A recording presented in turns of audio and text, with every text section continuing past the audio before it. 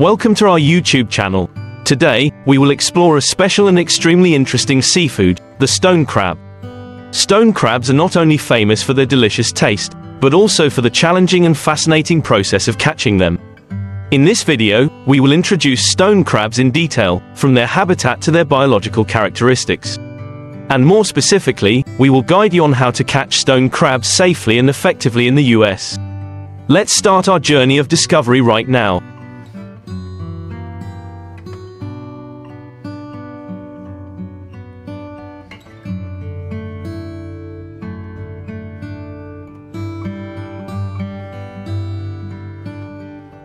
You can also find stone crabs in the same shallow, rocky locations where you'd hunt bugs.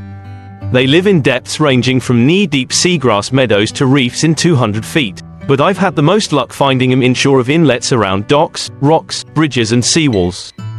Stone crabs occur throughout Florida waters, but most of the harvest comes from southeast Florida, the Florida Keys and southwest Florida. When searching for where to catch stone crabs in Florida, you might find both lobsters and stone crabs in the same rocks and reefs.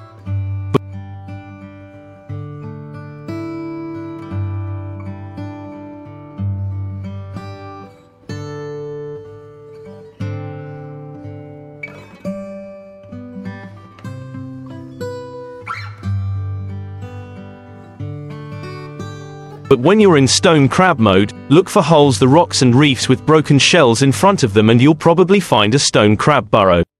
You can tickle them out of the reef with a piece of coat hanger bent no more than 90 degrees. Stone crabs don't move very quickly, so you can usually grab them over the top of the claws, by the body, keeping the claws pointed down or away. Claws must be a minimum of 2.75 inches, and they tear off easily, so make sure you've got a legal one before grabbing the claws.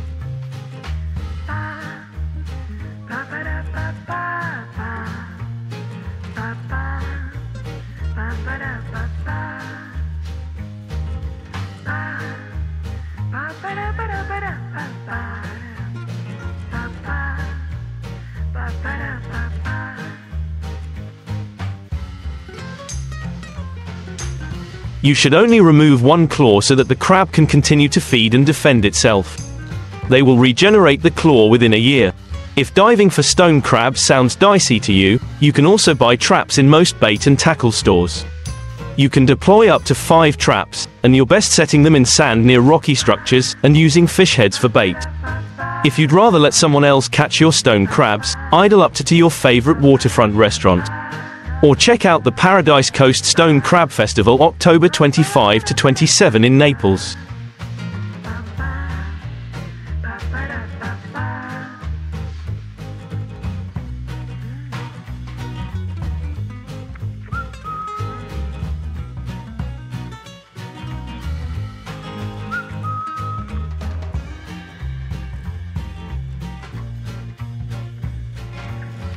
The Key Largo Stone Crab and Seafood Festival is January 25–26, in Key Largo. Crabbing is both a commercial business as well as a family fun activity. Crabbing involves the catching and eating of these succulent crustaceans. The crab most commonly caught and eaten along the East Coast is known as the blue claw crab. There is nothing better than coming home and having a delicious meal of blue claw crabs with the family.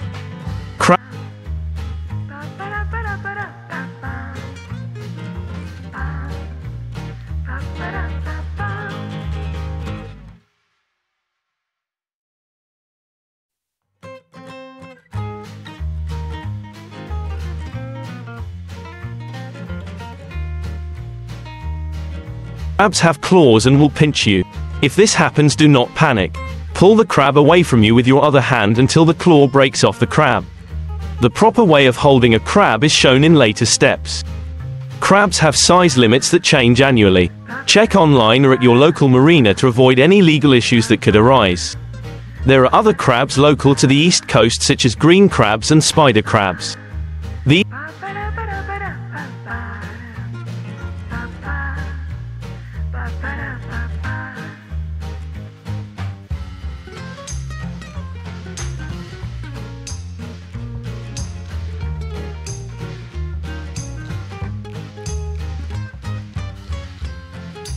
crabs are not edible and if caught should be released.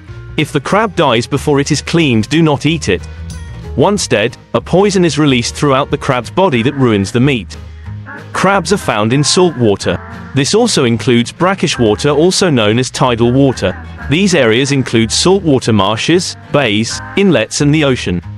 Crabs also prefer to be near underwater structures such as pilings, usually from docks, bridges and sunken shipwrecks. Dead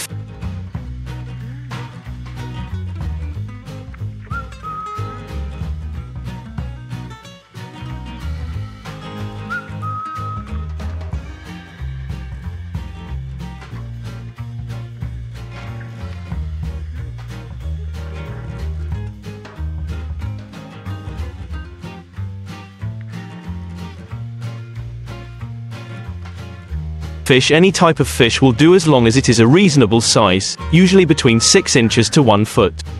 A few types of fish commonly used are bunker, snapper blues and sea robins. The fish can be better utilized by cutting it into 2 by 6 inch pieces. Make sure that there are cuts on the fish so that the smell will easily travel through the water. Hot dogs are not commonly used due to the fact that they are very soft and crabs can easily tear them apart and eat them. The advantage of hot dogs is that they are much cheaper than normal bait, so if you are on a budget, hot dogs might be the way to go.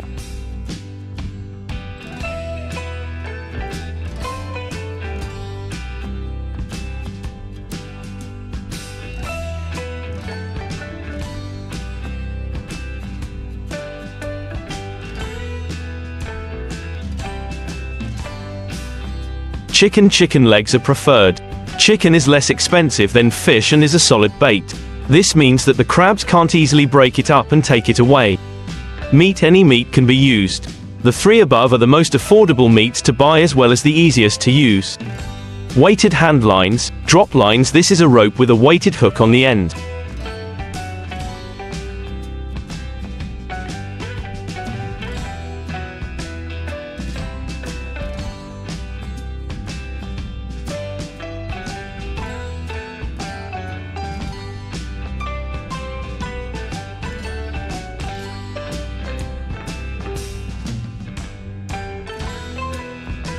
The weight keeps the bait from floating up. Tie the end of the string that doesn't have the hook on it to something that is secure so that the crab can't pull the entire line into the water. The bait is securely put on the hook to prevent crabs from taking the bait.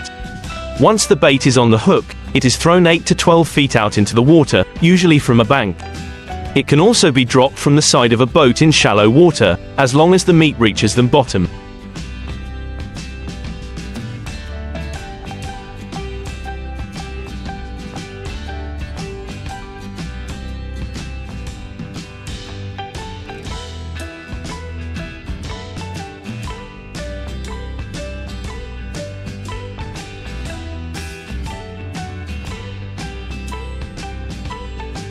Wait 5 to 10 minutes, or if you see the line begin to move, then very slowly pull in the line. Once the meat comes into view, look to see if there is a crab on the meat. If there isn't, pull that meat out of the water and throw it back out. If there is a crab, pull the line a little closer, but make sure to leave the crab 1 to 2 feet under the water. Slowly take a net and lower it into the water behind the crab. Scoop the crab out of the water, but be quick because crabs are fast, and voila, you have caught a crab.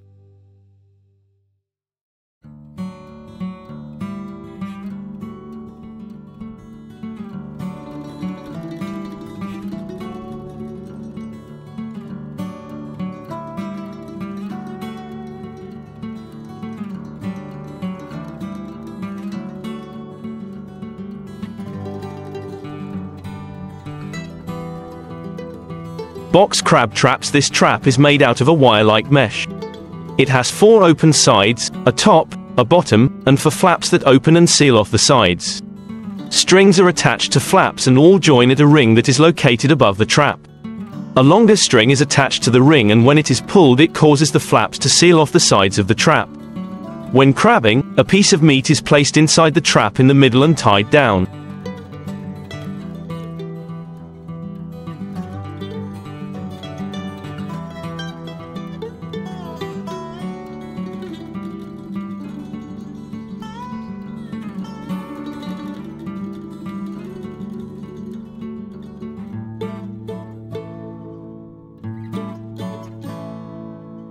When the crab goes to eat, the sides of the trap will be closed, trapping the crab inside with no chance of escape. Pyramid crab traps. This trap is made out of a wire-like mesh. It is made from 4 triangles and a square. One triangle is attached to each side of the square. Strings are attached to the ends of the triangles. The strings join at a ring that is located above the trap. A longer string is attached to the ring, and when it is pulled, it causes the flaps to seal off the sides of the trap.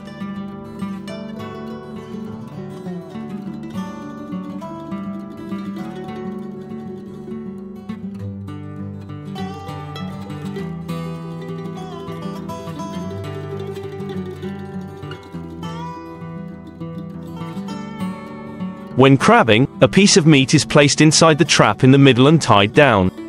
When the crab goes to eat, the sides of the trap will be closed, trapping the crab inside with no chance of escape. Ring crab traps. This trap is either made from wire mesh or string. It has a circular shape. When lying on the ground, it appears flat, but when it is picked up, the bottom drops down, trapping the crab inside.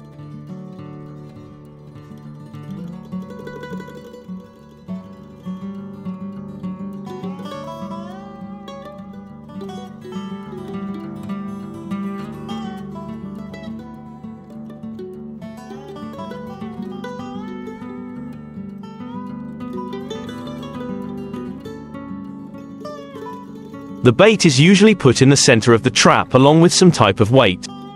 Commercial crab traps. In order to use these traps, you must have a license, unless you are using them from on a privately owned dock. These traps are large, usually 2 to 3 feet wide. They are left in the water for many days and can hold large amounts of bait. They are capable of holding dozens of crabs.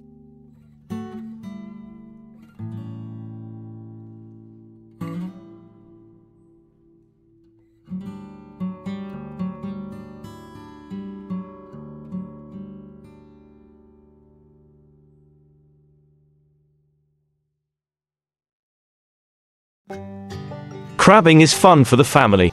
Just don't get pinched. I've watched the world's deadliest catch on the Discovery Channel, so I was ready for anything the 2 to 3 foot Gulf chop could bring, as my nephew, Austin Cowan, steered his family's 23-foot center console out of Blinds Pass, St. Petersburg Beach. We were off to retrieve their 5 pink RTAC stone crab traps.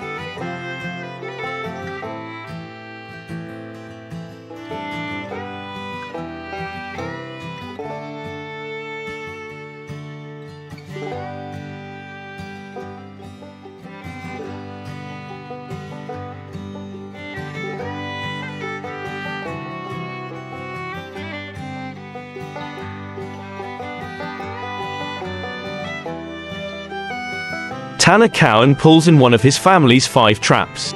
In talking to these guys, I learned that Mike got started stone crabbing 3 years ago when his wife Sue came home from participating in a coastal cleanup project on neighboring Shell Island, where she found 3 stone crab traps that had washed up on the beach. "We love it," he explained. "It gets you out on the water. We normally take friends. It's a renewable resource, and probably 70% of the time that we're out crabbing, we're fishing too."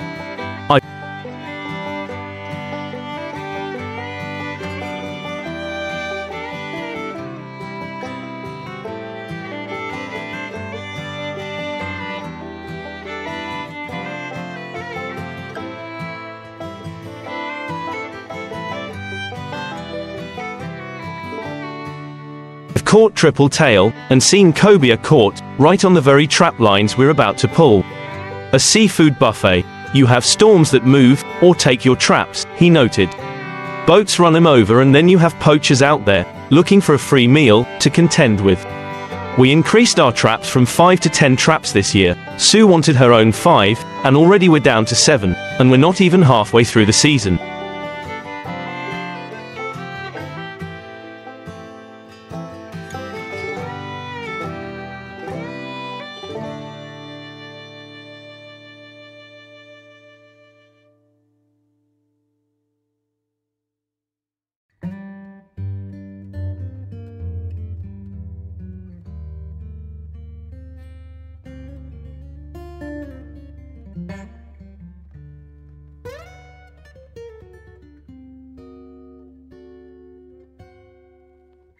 I've found that keeping the traps close to shore helps, Mike continued. When the wind's blowing hard offshore, you get a little protection from land, out to about 2 miles. When the wind blows from the northwest, land doesn't help, but at least you don't have that far to run. The first nice ledge, just north of John's Pass, in about 18 feet, is where I've been putting my traps. I like to set the traps within a couple of feet of the ledge or rocky bottom.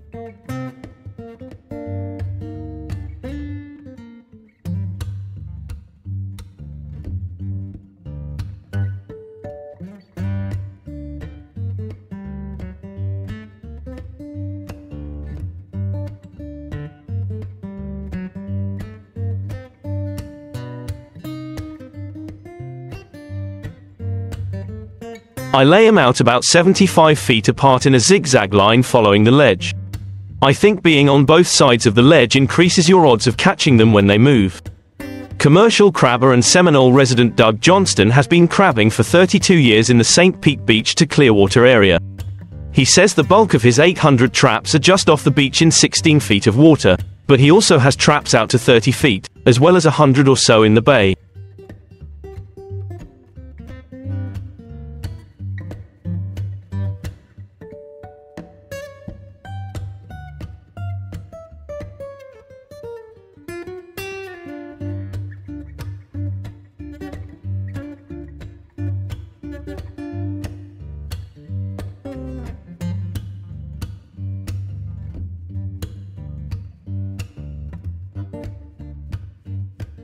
The nice thing about having the traps inshore is that I can always go out and get crabs. Weather isn't an issue, he said. The crabs are just as big, but you get about half as many as you do offshore. The key to placing your traps inshore is to keep them in 8 to 10 feet of relatively clean water. You want to avoid stagnant bays. If the water is flushed well with the tides, and if you have a shell or rocky bottom, you'll get crabs.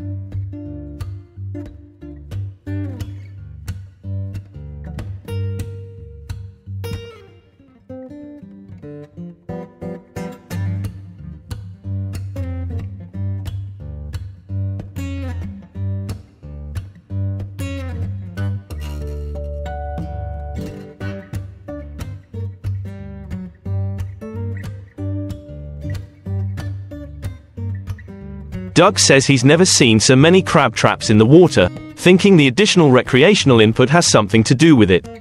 He still averages a ½ pound to 3 pounds per trap. That really hasn't changed over the years, he said. When I asked Doug about bait, he said he has a deal with a local fish house for grouper heads. If there's time I put the heads in a mesh sack, but we'll just throw them in the trap as well. Once the cold fronts start coming, we're working pretty fast. After a good cold front, you can go from a 200-pound average to 450 pounds.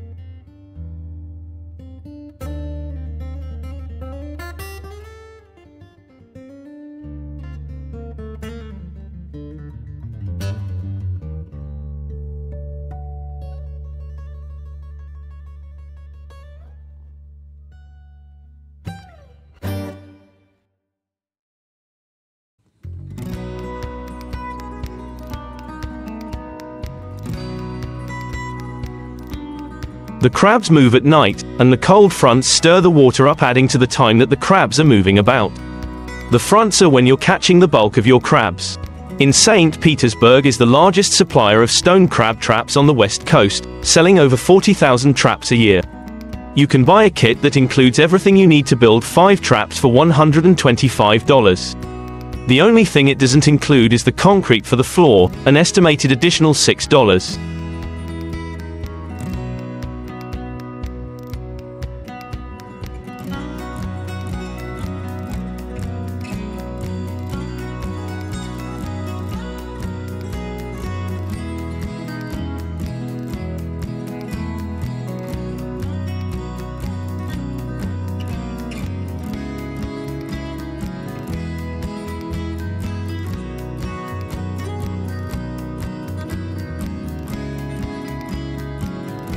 Cudjoe Sales, www.cudjoesales.com, in the lower Florida Keys, is another major supplier of crab trap kits. Their full Monty kit has 5 traps and accessories for $105. Pig's feet are a popular stone crab bait for their staying power.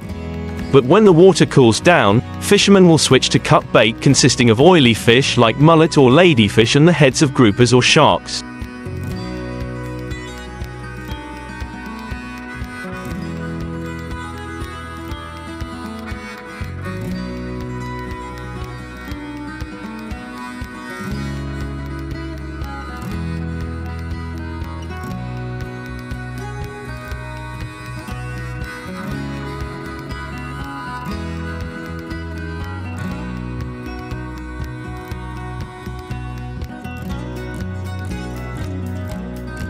Mike Varland offered some valuable tips on trap deployment. The length of your crab trap line should be at least double the depth your traps are in, he said. You don't want too much scope, because you'll lose your traps to boats, but if you don't have enough, you'll lose them to storms. When it comes time to work the traps, Mike usually checks the traps at least once a week. When I go out to check on them, I'm always prepared to rebait them. I use trays in the trap, which prevents the crabs from eating the bait as fast, so when I check the traps, I'll usually throw the old bait into the trap and replace fresh bait into the tray.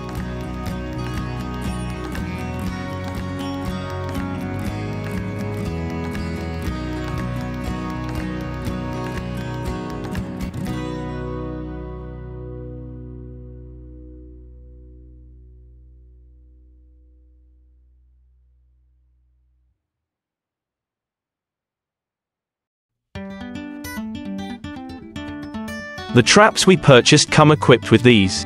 The trap must also include a biodegradable panel, or the door must be held shut with a single strand of untreated jute or sisal twine that will deteriorate and prevent the device from continuing to operate in the event it becomes lost or abandoned. Setting in the bay, a good rule of thumb is that your traps should be set only where you will be able to retrieve them by boat on a normal low tide. Mud and sand bottoms devoid of grass and some amount of scattered shell are typically not very productive. The mouths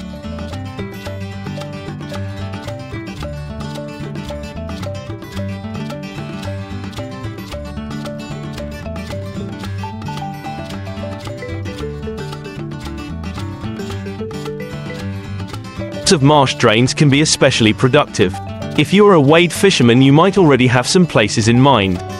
Think of the places where the fishing is normally good, and you will likely also find the crabs plentiful. Crabbing is open year-round, except during the annual 10-day closure in February, legislated for the purpose of allowing volunteers and law enforcement personnel to remove derelict crabbing gear from coastal waters. There are no bag limits, but stewardship of coastal resources should always direct our efforts. Catch enough for a meal or two and pull your traps. Crabs are always best when fresh, anyway. Please, never allow your traps to sit unattended for days and never abandon them. Set them out one day and check or retrieve them the next. A trap left unattended or abandoned will continue to attract marine life. Curiosity kills the cat, fish and crabs, too. A fish or crab